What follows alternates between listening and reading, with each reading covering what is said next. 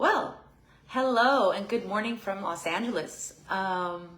Today is a continuation of day 2. We were cut off abruptly yesterday, and so hopefully today that won't happen again, right?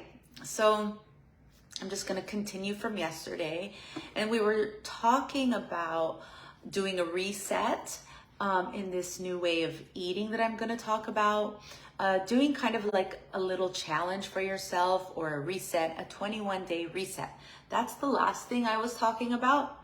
So yeah, I'll just wait a minute or two for people to hop on. Have these new glasses, thought I'd try them out. I don't have my other ones, just getting used to them anyways. So let's see here. Just wait a minute or so and then I will get started. And so, yeah, I also want to let you know that today I'll be releasing, or the doors will open to my new health coaching and course combination program that I'm really excited to release today. I'll have the doors open for, I think, 4 or 5 days. So today, I believe, is the 20th. Doors will close next Monday night. Which I believe will be the 24th. Yeah, and then Tuesday, I think, is the 25th. So that's when the actual course will actually start, and you can set up coaching calls with me. And I will put the link to that in the comments here. Well, just people hop on. So anyways, I'll do that when we're done. And so it's called Breakthrough to Optimal Health, where it's going to address and serve you in getting healthier, and it's individualized because of the private coaching aspect, which is done by me, your accountability partner, your supporter, your cheerleader, getting you to your personal health goals. So that's I'll talk about a little bit later, or I'll just post the link as well in the comments here. So all right, let's get into the Core 4 way of eating. So in the workbook, you have the Core 4 plate. If you don't have the workbook, let me know. I'll email it to you, and that way there's a lot of information and tools that you can use in there. But in the workbook, you have the Core 4 plate, and you also have a few recipes for this Kickstarter plan that I'm talking about, the 21-day reset or the 21-day challenge. You can take it as you like. So you have... Good morning, Odessa. Saw you hopping on right now. Glad to have you. I don't see everyone that hops on for some reason, but I did see you. So good morning from Los Angeles. So blood pressure friendly plate. I'm sure you took a look at that. And so basically what it looks like, I can show you on my screen, but it's also in the workbook. And so I will show you real quick in case you don't have the workbook right now. And it looks like that. So as you can see, you have your plate here, and this is like the way you want to create your meals. And so basically what I do is I will batch these different food groups for the week and make delicious bowls and soups and pastas. I like to use brown whole grain pasta. That is my choice because of the extra fiber and nutrients in there. So you have a quarter of your plate whole grains, a quarter of your plate protein, and then half your plate or more with a diverse range of vegetables and healthy starches. And then for dessert, I always love to have fruit. Yeah, so many delicious fruit out there. Any fruit you want. When you eat the whole fruit, you're also eating the fiber in the fruit, which is releasing the fructose in there really slowly, so you don't get those sugar spikes. So contrary to popular belief, mangoes and sweet fruit, they release the sugars really slowly, so you're not going to get a sugar spike, and they're really good for you with all the different nutrients in there. So let's move on. And so that's the Core 4 plate. If you want to get the results, you have to commit to eating this way in this challenge. I'm calling it the 21-day reset or the challenge. You need to stick to this way of eating for 21 days straight or 3 weeks. You most likely we'll see results within 10 days for most people. And so my computer's wibbly wobbly right now. All right, so let's see. So I want to say, you are resetting the food receptors in your brain, like I talked about yesterday, in the first half of this day too. And you are also resetting your body by cleaning out all the toxins and the gunk that has been accumulating, not only in your blood vessels and your artery walls, but also you're healing your gut in this way of eating. And that's another topic that I am obsessed with, and I take a deep dive in my program, Breakthrough to Optimal Health. I'll get into gut health and how there's so much recent research. And as you'll see, all scientists do agree, based upon this recent research in the past decade, that all health, good or bad, is a result of the type of gut bacteria that we do have, okay? And everyone's gut or microbiome, it's called, that's the environment, the little mini, what's the word? Like ecosystem, that's the word I'm looking for. So there's like a little mini ecosystem in your gut with all these different, like millions and millions of types of bacteria. And some of them are serving you and some of them are not serving you. So depending on the balance of these different bacteria, is a good indicator of your overall health. So imagine that microbiome, all that bacteria in your gut, that microbiome, that ecosystem can be weighed, and it can weigh up to 5 pounds in adults, which is crazy, 3 to 5 pounds. So like just that concept of that little ecosystem living inside our body amazes me. So when scientists say your gut health is a good indicator of your overall health, they know what they're talking about. And like I said, I take a deep dive into gut health in my program. So when you are eating the Core 4 way, you are eating foods rich in fiber, rich in antioxidants, phytonutrients, and minerals, and just so much more when you're eating the Core 4 way. And also antioxidants, which are so important in, healing our endothelial system. So what are antioxidants? It's simply in the name. They combat oxidative stress. And in other words, they wipe and clean out harmful molecules that damage cellular tissue, causing them to age and die quicker. And so imagine foods that Mother Nature put on earth for us to eat, and even had us, be attracted to them because of their bright, beautiful colors, like the deep purple, the blue and the blueberries, the red and the strawberries. Like all of these are indicators that these foods are rich in antioxidants. And so it's like Mother Nature's like, eat this, this is good for you. So these naturally clean out and heal our cells. And it's what defines the Core 4 way of eating. So you want to get those bright colored fruits and vegetables on your plate and in your digestive system. I just find this whole thing so beautiful because when you're in harmony with the world around you, your body is also a place of harmony as well. And you're like harmonious with the earth, and you're eating the foods you're intended to eat, and just everything just unfolds naturally. So what are the foods that heal the endothelial cells? I believe I probably went over these in day 1, but I'll go really quick. And these are foods that reduce inflammation in the body. So which ones, heal the most? The leafy greens, spinach, kale, collard greens, bok choy.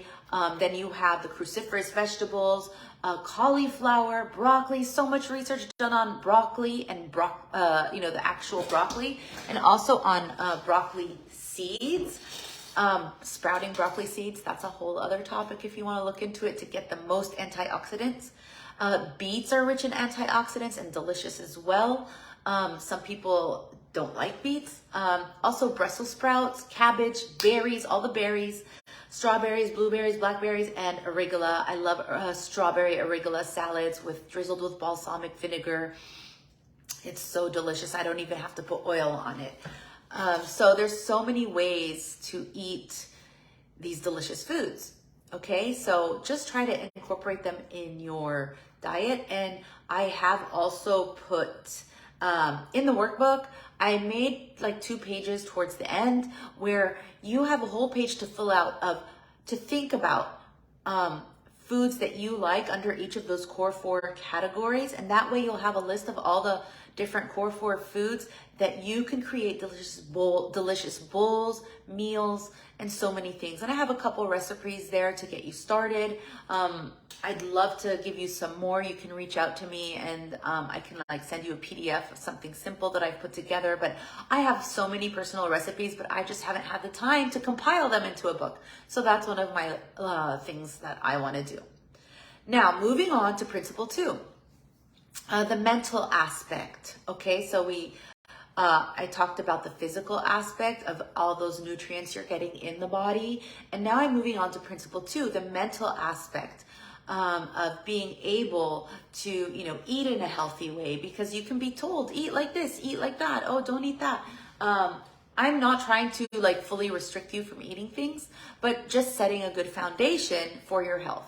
So the mental aspect is basically self-awareness and self-control around food, okay? And so this principle is based upon the idea that if you are self-aware of your hunger needs and your hunger signals, then you can eat whatever you want because you are the one in control and you are the one that has the awareness. So you need to become more aware of your hunger signals. And if you're eating because it's only, oh, it's time to eat, it's 12 o'clock, oh, it's 6:30, I better eat my dinner. But are you really hungry? Like, you need to be in tune with these hunger signals. It helps you decide if you can delay an hour or how much food you put in your plate. There's so many reasons to be in touch with your hunger signals. So some people eat to fill some void. And I don't want to say some. So many people eat to fill a void. And these are voids like emotional stress, anxiety, boredom, thinking I have to eat. Like I said, oh no, I have to eat because it's lunchtime. I'm going to go eat. But yeah, sometimes you can delay it because you're not actually feeling hungry. And it's also, I'll just get into that another time. I don't want to veer off a lot. So society has trained us to eat at specific times of the day, even if we're not hungry, right? And so how do you gain self-awareness? Well, you have to ask yourself some more important key questions. I just, mentioned like, oh, why am I eating? Am I really hungry? Why am I hungry right now? Like maybe you are, oh, I feel hungry, but are you really hungry? Or are you just like bored? Okay. I just said that. Am I really hungry or am I bored? Also, when you're eating, when you're in the process of eating, you want to sit there, you want to enjoy your food, you want to look at your food, you want to, be engaged with the eating process. Not only will you like be more in touch with your fullness signals, also how full you're getting, but you will also be able to taste the flavor in the food. And food becomes much more flavorful when you're focused and settled in eating and not watching TV or doing something else. Another way of eating is if you sit down with someone and you eat, or you have a family dinner. That's always great too. That whole synergistic setting is just so healthy as well. Also asking yourself, have I had enough to eat?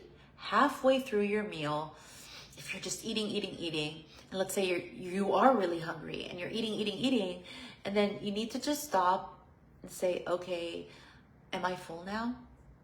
Do I need to keep eating like in this rush? Slow down and listen to your body's signals. Sometimes it takes a while for you to feel full, but you can kind of sense it the more you are aware of these different signals. Last question you can ask that I have here is, do I really want to eat this, or is there a better option before, or you're thinking of eating or thinking of what you're going to eat if you're out? Like, what is the best option? And so those are some good questions to ask yourself when eating. So I think for me, the strongest one was, and still at times, emotional eating. When at the end of the day, I feel overwhelmed or exhausted. It's not every day, but when I do feel overwhelmed or exhausted, I'm triggered and I get the urge to eat something sweet, to eat something like comfort food, like carbs, like bread, like cake, like cookies, like donuts. Those are the first things that pop into my head.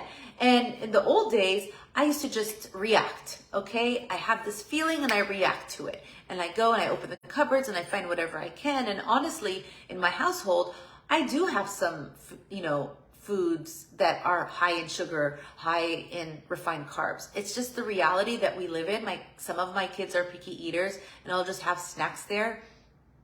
And, sometimes I'll have the urge to be like, okay, I really need like these chips right now, or I really need these cookies right now. And so in the Core 4 way of eating, you have the foundation of the Core 4 plate, but the whole idea behind it is you don't want to be restrictive as well.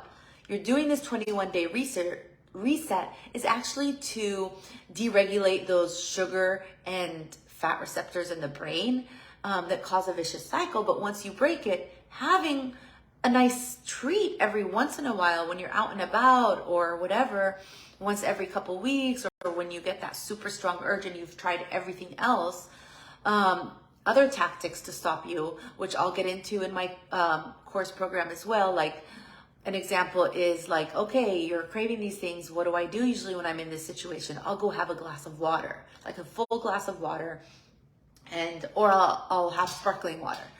And usually that will do it. I wait a half hour and that urge is gone. And sometimes it's not gone.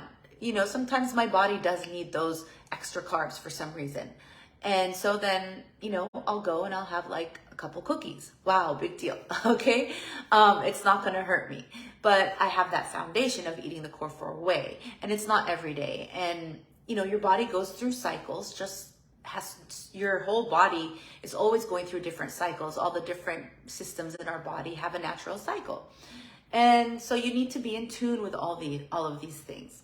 So yeah, I went off so I have a bunch of sweets between my 4 kids and my husband, and there's always something unexpected popping up, and I'm always like, okay, should I get something sweet? But then I do some other tactics to keep me on track and be like, okay, I'm not going to react. I'm actually going to think about this. And what are some things I can do to not get me to react and reach for stuff that is going to hurt my body? Okay. So I'm so thankful I've adopted a system that works for me to stay on track, and that I'm able to share this information with others to fall back on when things get crazy or off course, which, it's life, happens. So when it comes to self-awareness and self-control, the question is, how do you gain self-awareness and self-control, which I kind of did talk about. But once you deregulate those food receptors, it gets very easy. Give me a thumbs up if you feel like you've gotten through that part where, you've been able to deregulate these food receptors in the brain, and you've been through, and now you don't crave sweets as much, and you don't crave those high processed foods like before, because it definitely works. And it's just, you have to get through that process of 2 to 3 weeks of eating in a clean way. So as the saying goes, we all are works in progress. So no one's perfect. Everyone, gets off track. And so that's just natural. So don't be hard on yourself when things don't work out. It does take some adjusting to a new way of eating. And also, maybe you'll be eating like clean for so long, like months and months and months, and then something happens and you're like, okay, I can't, like you just fall off track. And so it's good to have a system that you can go back to.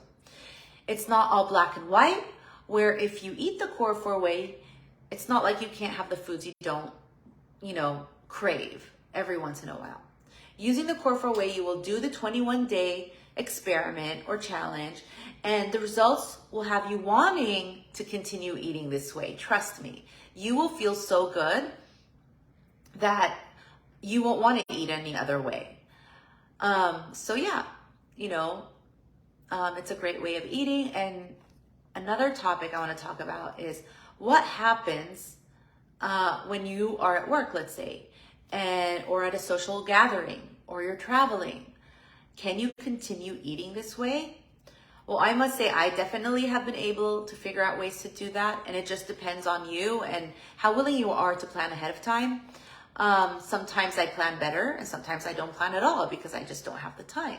But I do figure out, how I can have those, have that non-reactive way, or just making better choices is what I want to say.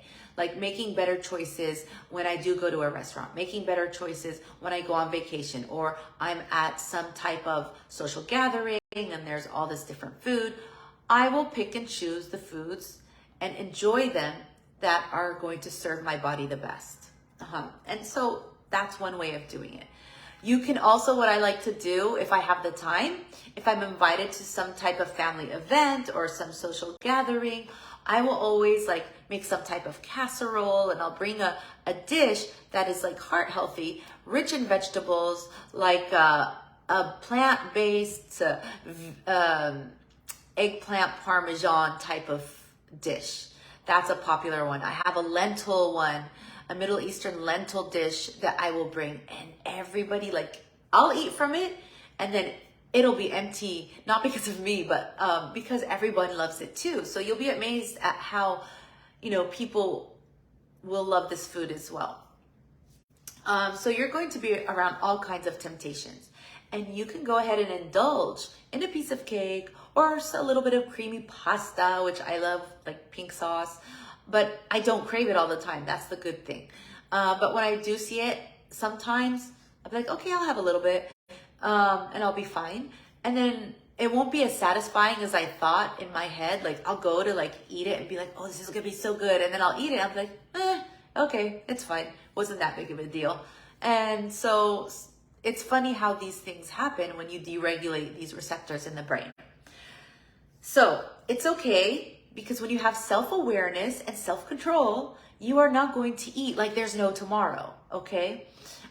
You know that the next day you will have some delicious, heart-healthy, body-cleaning or cleansing way of eating at home that nourishes your body. Or even out, like when you choose healthier options outside. So, and more times than you expect, you'll be saying no thank you when people are shoving food in front of you. Oh, try this, try this. Oh, look, try that, try that. Many times you'll be like, oh, no, thank you. And because you have that awareness and you have that control. So like I mentioned earlier, this is where bio-individuality will play its role. So how each person's body responds to eating foods that are not as nutritious and healing is different. It depends on your background. And this is where you need to be aware of what your food triggers are. Food triggers as in the sense of what's going to spike your blood pressure specifically, right? So you need to, that's where you can also make a log in a food journal, where you can also put like those foods, core 4 foods you like, the meals you want to create for the week, like a weekly menu. But you can also make a section for food triggers. What foods cause your blood pressure to go up? And so most of the time, studies have been recently showing that it's not necessarily the salty foods, because your body does need that mineral as well to balance like potassium levels. There's like a sodium potassium ratio that your body needs to be in to keep blood pressure at and like healthy and maintained. So that ratio is important as well. I do have a Facebook Live on that in the Lowering Blood Pressure the Natural Way Facebook group. If you scroll through the events section, there's one called, I believe, the potassium sodium paradox. So you can watch that over there. So anyways, as I was saying, I got sidetracked. You want to feel in control around food. Oh yeah, so the food journal. You want to make a section of your food triggers, okay? And so that way you are aware of them, okay? And how do you do that? By a food journal, like seeing what foods you ate, what your blood pressure was like. That's fun for me because like I love research and I love data, so I don't mind taking my blood pressure after eating certain foods and stuff like that. So you'll feel more in control of around food while you eat it, because you don't feel like you are doing something bad. So it's funny because you might be thinking these principles are like a paradox. I'm telling you to eat the core four way, but at the same time, I'm also telling you can have the foods that you've loved throughout your life. And it's funny because you naturally, after doing like that 3-week experiment and continuing to eat that way because you're gonna love it because of how you feel, in a few months later, when you start going back to eating some of the foods that you used to love, you used to crave, it's not as satisfying. So it's kind of like a paradox. I'm telling you eat the core four way, but I'm also telling you in the near future, you're also gonna be allowed to have the foods you love. But paradoxes do exist, and it's okay because each one serves a purpose. Each one of these two different things are serving a purpose. So the result is getting rid of that extreme guilt and shame around food, where, we can get out of the toxic diet world that we live in, where people go from one diet to the next and feeling like failures because they went off track and they deviated from what they're supposed to eat, or the keto diet, the vegan diet, which I've tried so many different types of diets. And you always feel like, oh man, I messed this up. Oh, I don't have willpower. I'm not good at this. So I like an intuitive way of eating. And in this workshop, I'm just giving you a kickstart for building the foundation for healthy eating and having it always to fall back in and making it your main way of eating while enjoying other things in life as well. So I had to learn the hard way. So I hope that this will help you. So when I started my lowering blood pressure naturally journey, I loved the way I was eating. I was consistent with my meal prep routine for long periods of time, years. I would bring my own dishes to social gatherings, like I mentioned, make better choices at school events, weddings, and birthdays.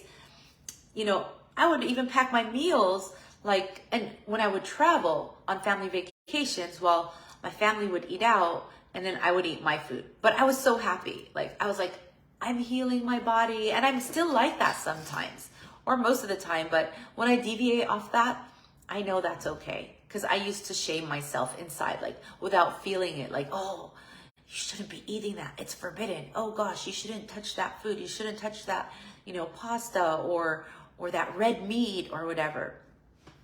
But no, I don't do that anymore because it was really stressful. Also making my blood pressure go up because I was always so worried. So honestly, I love doing these things, but sometimes it's just an extra thing I would have to prepare for or worry about.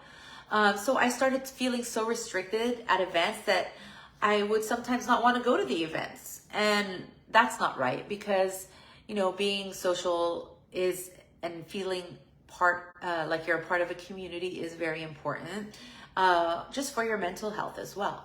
So yeah, I already talked about that. I always have all these notes because I know I wanted to say that and I never said it. So now I've given myself permission and I let myself know it's okay to, also enjoy other things in life. And that's, not all the time, but at least I know if I want a piece of bread or that's white and processed that's sitting at the table there and I don't have another option, I know that's okay. One piece of bread is not gonna hurt me, once a month or once every couple of weeks, whatever. Not saying don't eat carbs, just don't eat refined carbs, okay? Refined, processed, highly processed, that's the key word. But I know I can eat it and it's gonna be okay. So just being aware of that helped me not feel worried, guilty, or contradicting my values. So to achieve a self-awareness and self-control around food, you just need to plan ahead. Write down all the foods you will eat for the following day with the core four way in mind. That will keep you on track. Think of dishes you love to eat. And, there is a learning curve here while you're learning what new dishes you like and what dishes you don't like when eating the core four way, and how you can modify them with better options, like your previous meals. If you used to love, let's say sushi, when you go to a sushi restaurant, you can order, there's so many veggie options. At least I know here, there are so many veggie options. When I go to a Japanese restaurant with my family, I'll order like, there's like a sweet potato roll, like cut roll. There's even brown rice. They make their sushi, some places make it with brown rice. There's the tofu bowl with brown rice, you know, and I'll ask for a side of steamed veggies. And what else? I'll use like low sodium soy sauce, won't go overboard on that. So there's a lot of different ways you can do this. When you go to an Italian restaurant, you don't have to order like the heaviest dish or pasta on there. You can order like a pasta arrabbiata, which is tomatoes and spices. And if you like spicy, if you don't, you can get like the tomato and basil pasta. You know, you just have to just plan ahead of time. Look at the menu ahead of time before you go to the restaurant. What can I order at this restaurant when I get there? And boom, you're not sit there contemplating, oh, I want this, but I don't know, it's not good for me. You're planning ahead of time. So think of dishes you love to eat and how you can modify them at home too. So let's see, for example, I made a core 4 Santa Fe bowl recipe. I put it in the guide for you. And it's just a remake of a salad I've always loved. And I adjusted it to be the core 4 way. And you can add things to it that are like the vegetables you prefer or the toppings you like maybe add like sliced green onion on top, a little extra, you know, tomatoes or an onion or whatever. Avocado, for example. So if, you know, there's a will, there's a way. And the more you like plan ahead of time and do your research and experiment. I know a lot of people might not have time for this. And then if you don't, in my program, I also, you know, teach you if you're too busy to be at home prepping every day, like for dinner, I teach you a system of how to, you know, plan for the whole week, depending on your personal daily routines. So that's what I wanted to go over with you today for day 2. I am going to have to do day 3, that is stress and anxiety, which is definitely an important topic that I want to cover, and why stress and anxiety, or how they develop and what physiological effects they have in the body and how that relates to hypertension. That's what I will go over in day 3. And it's not going to be tomorrow because I wasn't planning on tomorrow doing a Facebook Live. I have other things going on for tomorrow, Friday. So I am hopefully going to do it on Saturday around 10 a.m. I'm not sure. I will post in the group when I will do day 3. It should be sometime as soon as possible. It's just unfortunate that yesterday had to be cut off short. And so, yeah, that's it. If you have any questions, if you're watching now, go ahead, ask. If you're watching later, you can still type a question in the comments. I'll see it and I'll reply to it as soon as possible. And always feel free to reach out to me through direct message on Messenger, or you can email me. If you've been getting my emails, you can hit reply and email me through there. So I hope the end of day 2 was informative and helpful, and I look forward to seeing you on day 3, which I will announce as soon as possible in this Facebook group. Okay? Thanks for tuning in. Bye for now. Have an amazing day.